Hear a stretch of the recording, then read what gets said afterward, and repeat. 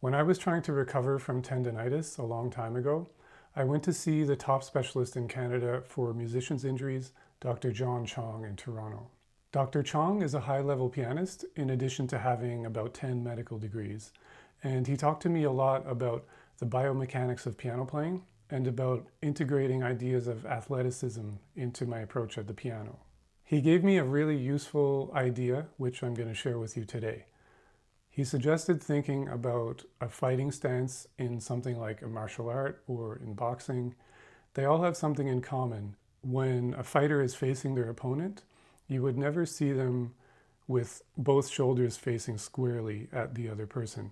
They're always going to be in an offset stance with one foot further back and one shoulder further back, and that puts them in a position of agility and power. I've never practiced any form of fighting, but you don't need to appreciate why it is the way it is. What we do at the piano is asymmetrical. The two hands play different roles all the time, and sometimes one of them is going to feel more stationary while the other side is more free and mobile. So the fighting stance visualization is a great way to approach hand independence at the piano. It's going to allow you to organize your body for the different musical roles that the hands are playing, and also to balance in such a way that brings out one hand over the other. In my technique approach, sound production and control is about tapping into a longer kinetic chain that includes the whole body. The arms start in the back, and small shifts and movements of the back can apply leverage and power to what you're doing on the keyboard. My basic exercise for rooting the arms in the back is this. You put both of your hands, knuckles against the wood of the fallboard horizontally so that they fit with the ridge. And then you push against both hands, root the shoulder blades down, and then lift up both of your feet. And as long as the shoulder blades stay rooted, then you're going to feel an automatic engagement all the way through your back and around the hips. Then when you let it go, you can soften a little bit, but still feel the shoulder blades in the same way. You keep some of the muscle tone that connects the parts of your torso together and helps them to move in a way that's unified and connected with the arm, but you can still feel some subtlety and freedom in that alignment.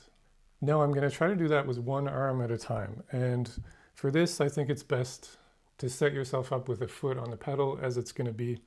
I'm going to try with just my right arm first.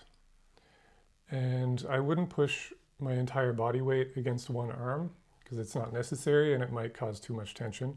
So just push lightly, root the shoulder blade, and then the left arm can be free to move around.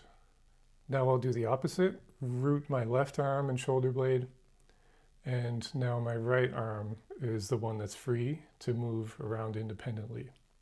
There's an adjustment that happens in the hips if you're doing this well.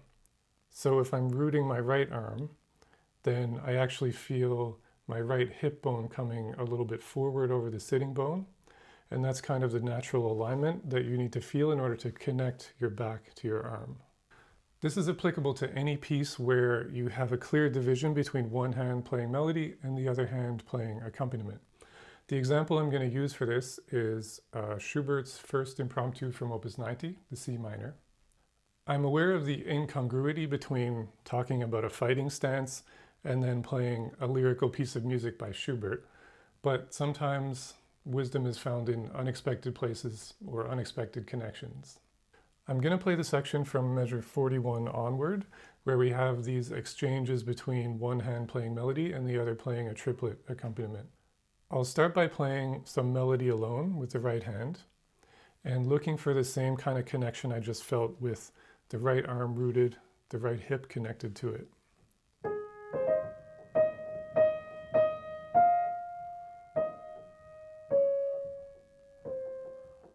You don't have to apply much weight at this point because it's soft, but then on the next line we get a mezzo forte.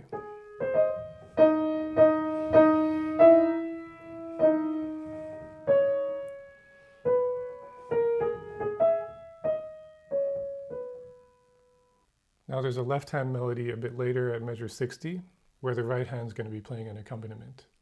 And as I do this, I'm going to start feeling the freedom of the accompaniment hand and the lighter weight that's going to be on it.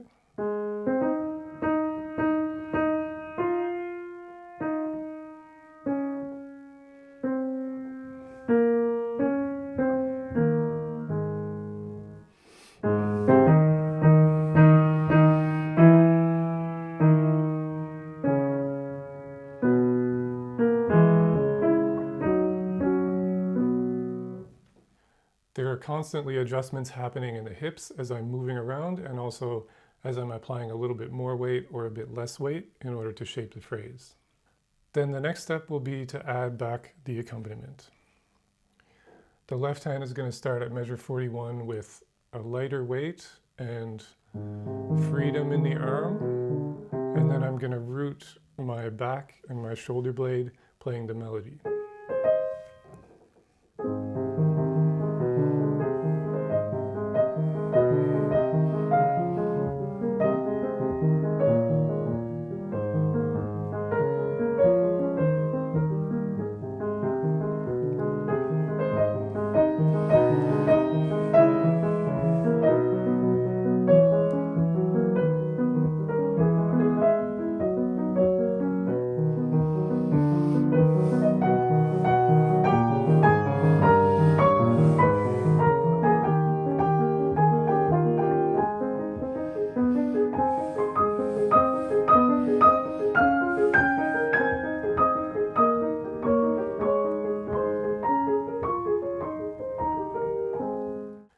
And here's the switch. The right hand is going to become lighter and more free, and the left hand is going to root so that I can shape the melody with my back.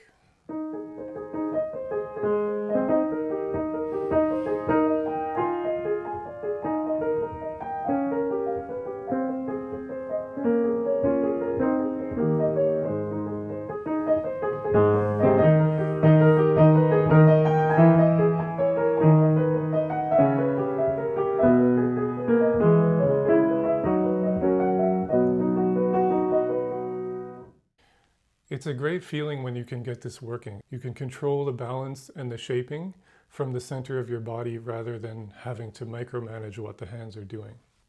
And as I said, you can try this out in anything where there's a clear division between a melody hand and an accompaniment, where you want to have an uneven balance of one coming out over the other. Let me know what you think of this, or if you have any questions on it. Thanks for watching, and see you on the next one.